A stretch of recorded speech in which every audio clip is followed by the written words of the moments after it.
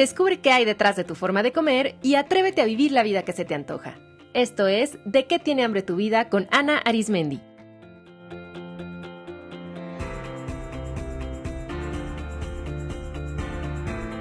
Este es el episodio 191.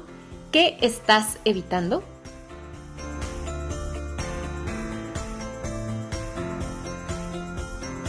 Hola comunidad, bienvenidos a un episodio más de qué tiene hambre tu vida? El mejor podcast en español para hablar sobre cómo se interrelaciona nuestra forma de comer, la relación que tenemos con nuestro cuerpo, con nuestra historia de vida, nuestras emociones, nuestros pensamientos y nuestra cultura.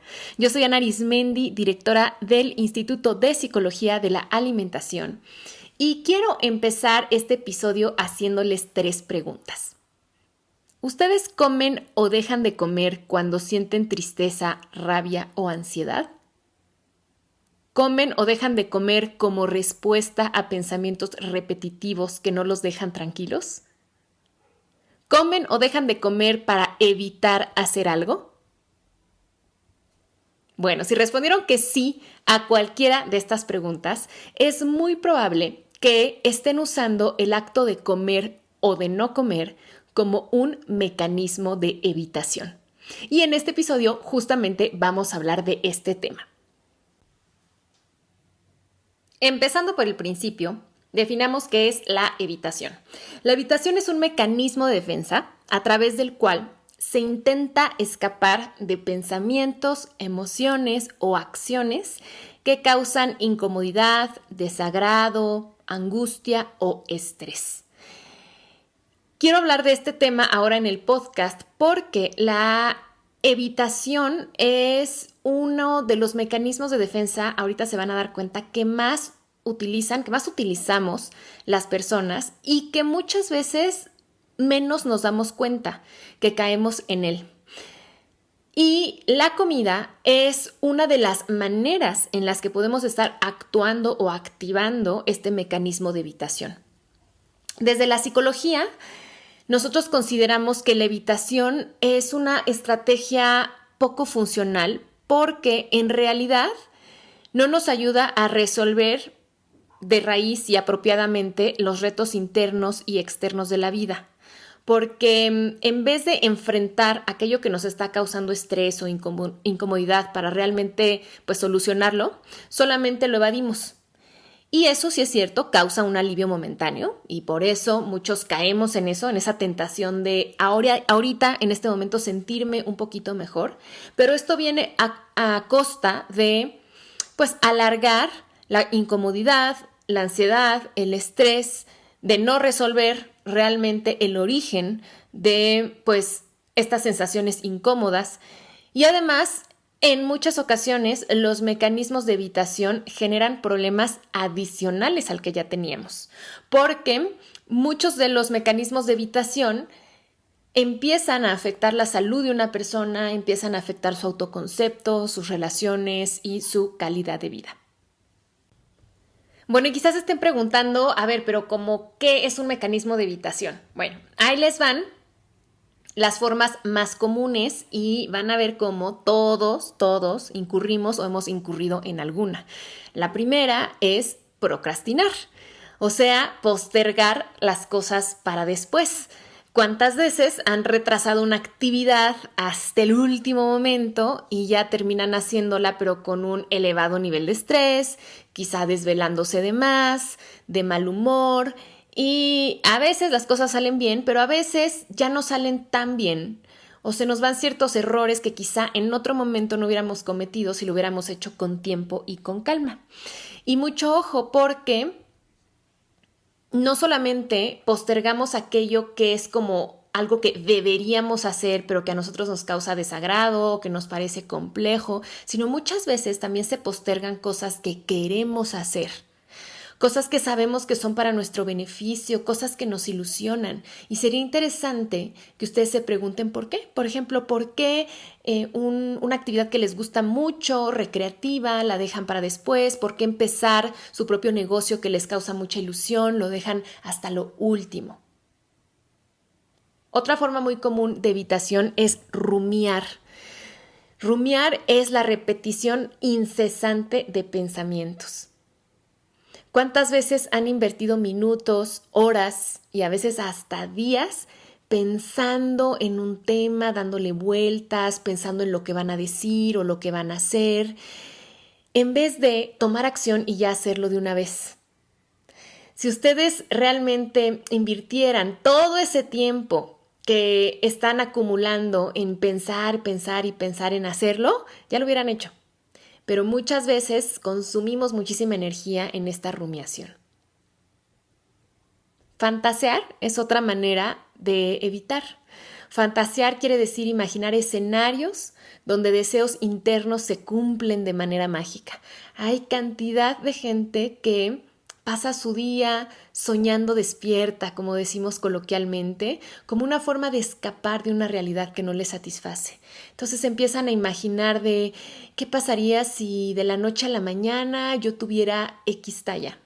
¿O qué pasaría si mañana mi jefe no llega y entonces ya no tenemos esa junta a la que le tengo miedo? Otra forma de evitación es sobreanalizar. Analizar, por supuesto que es positivo porque nos ayuda a considerar variables y a pensar en posibles escenarios y entender y comparar. Y pues eso nos permite tomar decisiones mejor sustentadas. Sin embargo, hay personas que se quedan demasiado tiempo analizando cada detalle con esta sensación de que siempre necesitan considerar algo más para poder tomar la mejor decisión y eso les lleva a no actuar. Sobreanalizar puede generar una duda patológica, o sea, esta incapacidad para tomar una decisión definitiva. Recuerden que el exceso de análisis siempre genera parálisis. Otra forma de evitación es distraerse en redes sociales, viendo series, videos, navegando en internet, consumiendo información, jugando juegos de video. Piensen qué tanto el estar enganchado en redes sociales o viendo series es una manera de evitar conectar con su vida real, como si esa vida virtual les ayudara primero a reducir el estrés de la vida cotidiana, pero también como si les permitiera por un momento olvidarse de lo que está ocurriendo en su vida real. Consideren que tanto involucrarse en este tipo de actividades está mermando ya su salud o sus relaciones personales o su productividad laboral o académica. Callar, no decir lo que se piensa, no expresar las propias necesidades, no ser capaces de verbalizar y poner límites, es también una manera de evitar quizá sentirse vulnerable, de evitar ser visto, de evitar ser el centro de atención. Es una manera de evitar la idea de que quizá me rechacen, quizá me juzguen por lo que digo, quizá puede ser una forma de evitar generar conflictos. ¿Para qué lo digo? Si voy a generar un problema o si yo ya sé cómo reacciona esta persona o no lo voy a decir porque no lo quiero hacer sentir mal de X o Y manera. También hay personas que evitan ciertas acciones con la fantasía de que van a escapar el resultado. Por ejemplo, hay quien evita ver el estado de cuenta del banco como si eso borrara el saldo de las tarjetas. O hay personas que evitan ir al médico porque, como dicen, no vaya a ser que me encuentre algo. O gente que evita mirarse al espejo o ir a comprar ropa por el miedo a verse confrontado con una apariencia que rechaza, con un cuerpo con el que no se siente cómodo. Dormir es otra gran forma de evitación y quizá pues de todas la más obvia porque dormir es literalmente querer apagarse de este mundo, apagar toda la conciencia para no darse cuenta, para no pensar, para no sentir, para no hacer. Comprar con desenfreno también es una manera de evitar quizá tocar ciertas emociones, querer interrumpir ciertos pensamientos, evitar estar con alguien y mejor me salgo a comprar, evitar hacer algo y entonces en vez de hacerlo mejor me meto a internet y empiezo a comprar.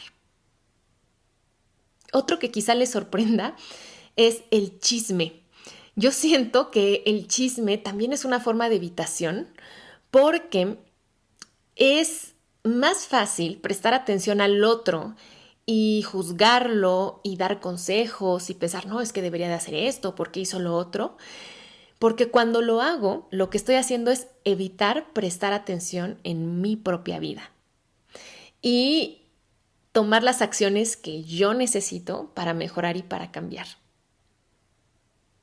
El uso de sustancias como el cigarro, el alcohol y otras drogas para disminuir ciertas emociones y escapar de la realidad también es una forma de evitación.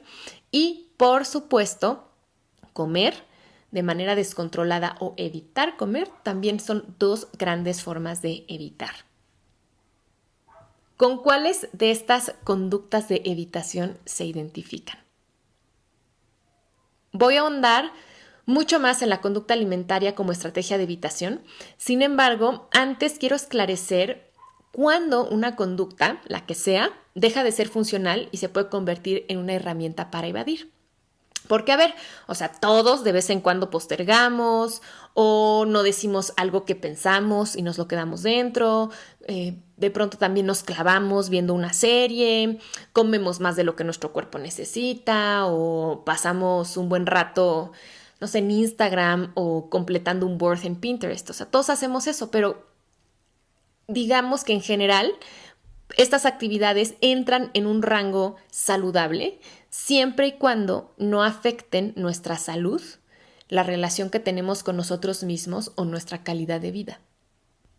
Por ejemplo, navegar en redes sociales deja de ser funcional si es un factor que contribuye a la baja autoestima o a tener una imagen corporal distorsionada, si empieza a generar ansiedad, si afecta la calidad de sueño o si empieza a impactar negativamente el movimiento de manos, dedos, si empieza a generar dolor de espalda, dolor de cuello, si disminuye el rendimiento laboral o académico y si entorpece las relaciones personales. Entonces, interactuar en redes sociales no es ni positivo ni negativo en primera instancia, sino dependiendo del uso, del para qué lo estamos haciendo y cómo lo estamos llevando a cabo, lo que va a hacer la diferencia. O sea, una conducta deja de ser funcional si afecta su salud física o mental, si afecta la relación que tienen con ustedes mismos, si afecta sus relaciones personales y si afecta otros aspectos de su vida como lo económico, lo laboral, lo académico o lo espiritual. Piensen una persona que, por ejemplo, tenga como mecanismo de evitación el comprar, cómo eso le puede afectar en lo económico. O cómo si alguien suele postergar mucho o sobreanalizar las cosas y no tomar acción, eso también le puede afectar en sus resultados laborales y por lo tanto afectarle en lo económico. O cómo también puede ser que alguna de estas conductas de evitación como no comunicarse de manera asertiva puede empezar a afectar las relaciones interpersonales. O cómo pasar demasiado tiempo en redes sociales y fantasear a partir de lo que se ve en las cuentas de algunas personas puede llevar a alguien a compararse de manera negativa y entonces a empezar a infravalorarse, infravalorar su vida, empezar a generar muchos pensamientos de envidia o de carencia. Además, ustedes pueden identificar si están usando una conducta como estrategia de evitación, si la llevan a cabo con la intención de escapar de pensamientos, emociones, situaciones, personas, decisiones o acciones que les causen incomodidad, angustia o estrés. Por ejemplo, analicen si ustedes entran a redes sociales cada vez que tienen que escribir el reporte mensual para su jefe.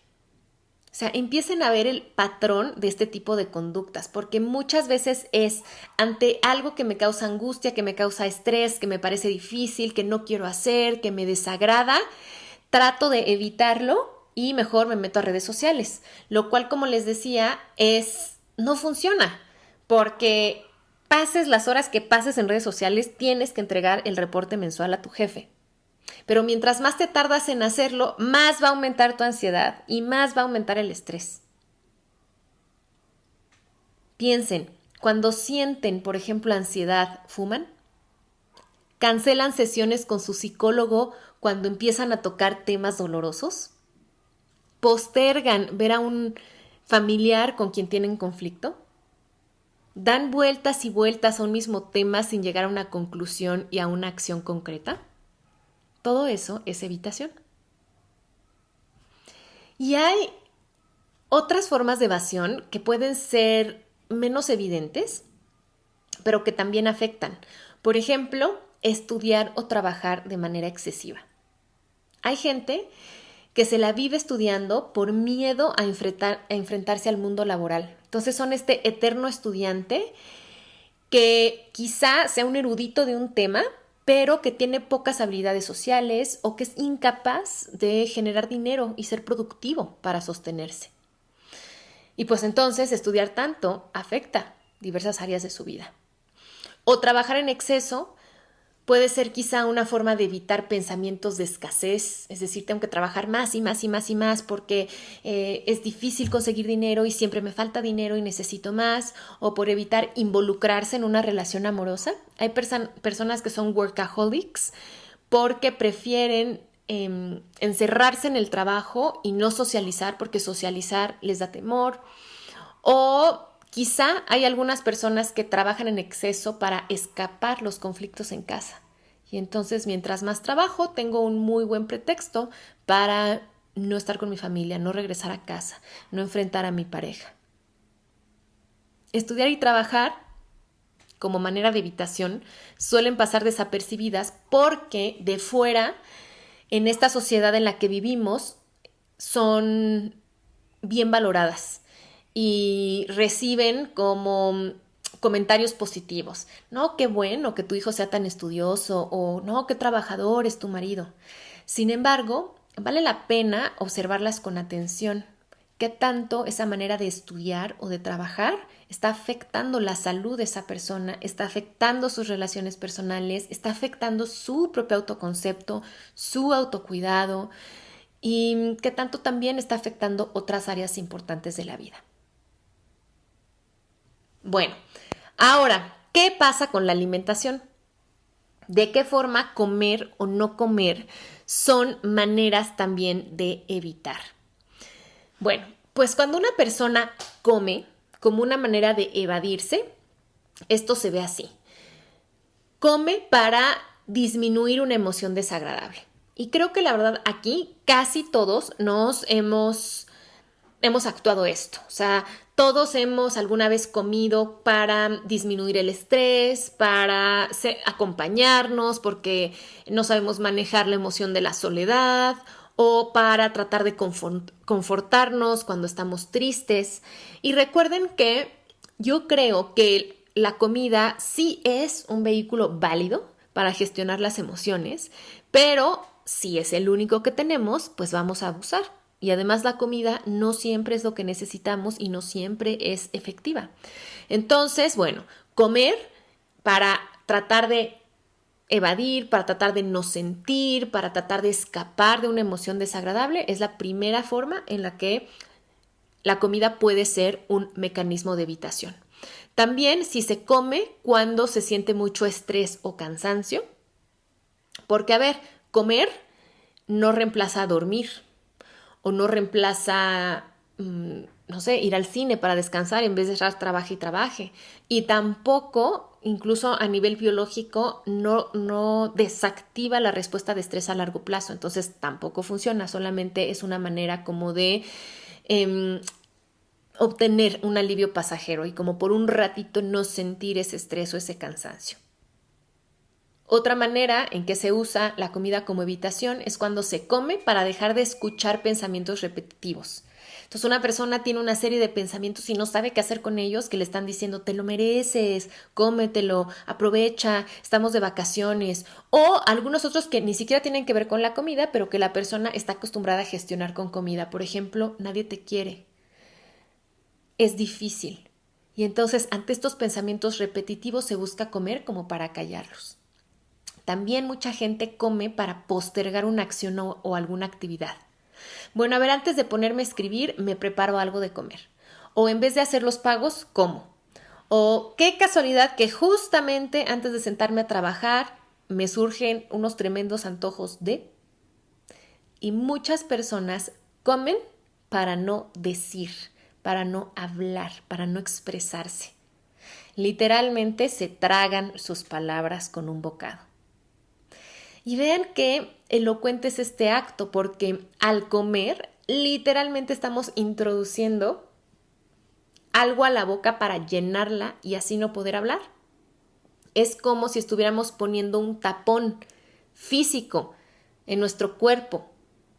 Se come para distraernos en las sensaciones físicas de los sabores, de los olores, del masticar, del chupar, y entonces así no sentir, no pensar, solo comer.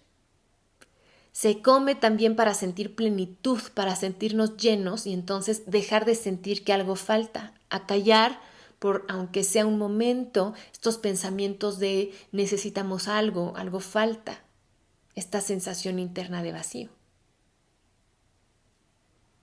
Por el otro lado, también se puede utilizar dejar de comer como una forma de evitación. Por ejemplo, cuando se deja de comer para disminuir una emoción desagradable. Así como hay personas que ante tristeza o ansiedad o soledad o frustración comen y eso les da un poco de alivio, a algunas personas se les va el apetito o dejan de comer y eso también les causa por un momento breve algo de paz o algo de tranquilidad. También hay personas que dejan de comer cuando sienten mucho estrés o cansancio, que también evitan comer para frenar el tren incesante de pensamientos como estás gorda, esto tiene muchas calorías, u otros pensamientos que no tienen que ver específicamente con comida, pero que la persona gestiona a través de evitar comer, como a nadie le gustas, todo lo haces mal, tu vida es un caos, hay muchos problemas. También hay personas que dejan de comer para postergar una acción o actividad y también para no expresarse, para no decir. Y vean esto, cuando una persona deja de comer, es una manera simbólica de decir que no. No solamente le está diciendo que no a la comida, sino que a través de ese acto le está diciendo que no a muchas cosas. De hecho, es interesante investigar a qué alimentos en particular una persona le dice que no, porque muy probablemente esos alimentos que elige rechazar es porque simbolizan a nivel psicológico algo que también siente la necesidad de rechazar, porque no lo sabe manejar, porque le parece peligroso, porque es algo que no quiere, que le disgusta. Comprendan esto, comer es un acto muy íntimo y de mucho simbolismo porque implica el meter algo del exterior hacia nuestro interior, el integrar algo de fuera que no forma parte de nosotros, de nuestro cuerpo, y hacerlo parte de lo que somos. Y por eso, a través de este acto, podemos expresar qué es aquello que deseamos integrar en nuestra vida, que nos hace falta, y por eso lo buscamos y lo ingerimos, pero también qué es aquello que no queremos en nuestra vida, y por eso lo rechazamos. Observen con qué tipos de alimentos suelen comer en exceso, cuáles son los que buscan. Por eso a mí me encanta el tema de los antojos, porque los antojos siempre simbolizan. Y también cuáles son los alimentos que rechazan, que no desean, que incluso les causan asco, porque eso también significa. Como siempre les he dicho en este podcast, los mecanismos que vamos desarrollando a lo largo de nuestra vida para tratar de adaptarnos y de sobrevivir son lo que son. Llegamos a la vida adulta, digamos que armados con una serie de mecanismos para sobrevivir.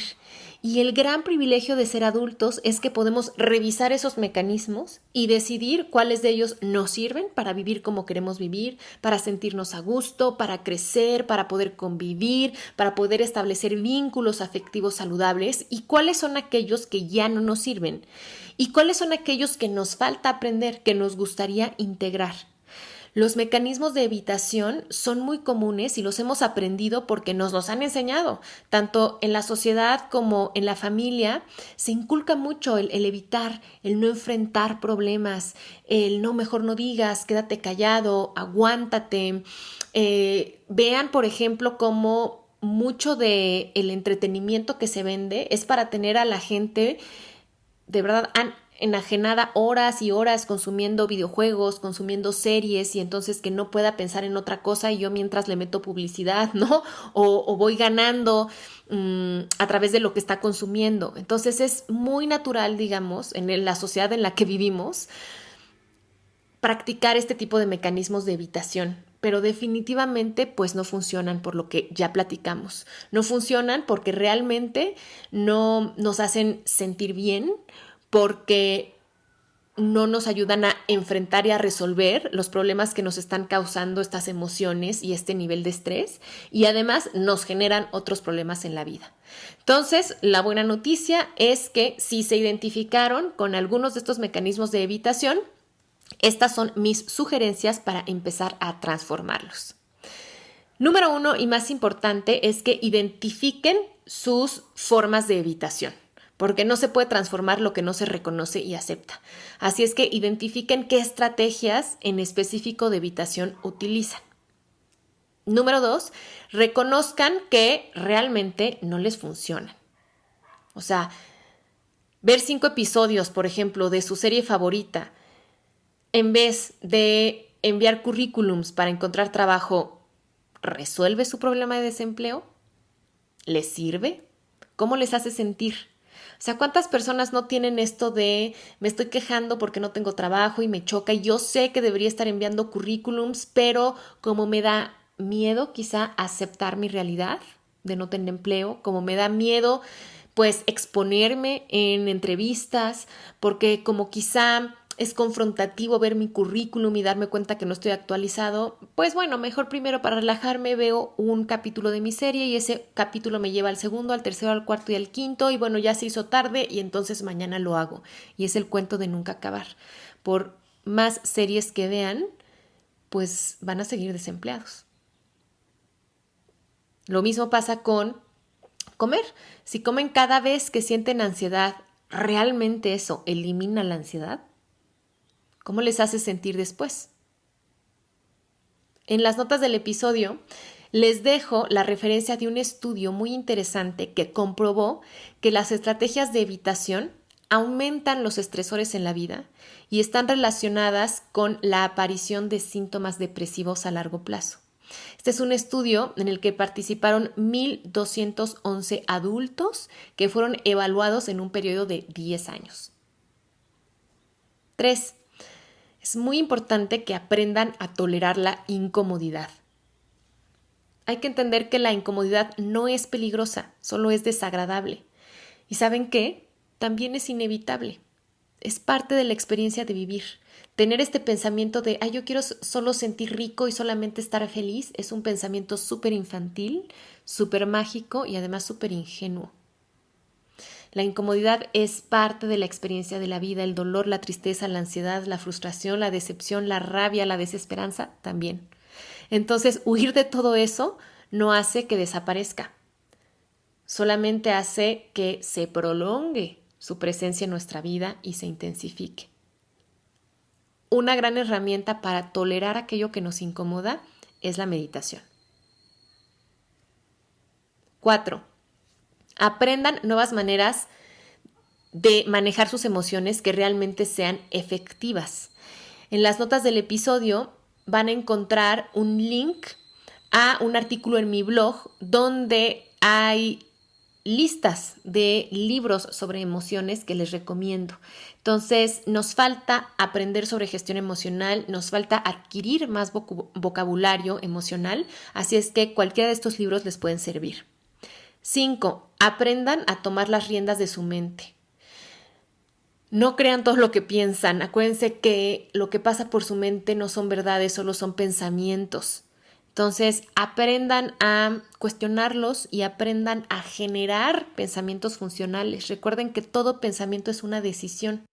En todo momento, ustedes pueden decidir qué les conviene pensar, dependiendo de cómo se quieren sentir y qué resultados quieren obtener. 6. Este es muy importante. Encuentren el miedo profundo que están intentando evitar. Finalmente, los mecanismos de evitación tienen como motivación última el intentar escapar de algo que nos atemoriza.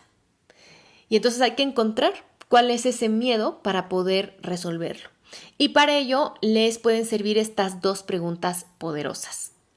Cuando dejan de comer, ¿a qué o a quién le están diciendo que no? ¿Y qué es lo que están evitando pensar, sentir, decir o hacer cuando comen o dejan de comer? Y 7, busquen apoyo psicológico. Si sus estrategias de evitación son muy recurrentes en su vida, si sienten que están afectando sus finanzas, su trabajo, su rendimiento académico, laboral, sus relaciones, su autoestima o su salud, es momento de buscar ayuda. El psicólogo es el profesional ideal que les va a ayudar a encontrar sus miedos, a enfrentarlos y que les va a enseñar estrategias de afrontamiento que realmente sean efectivas.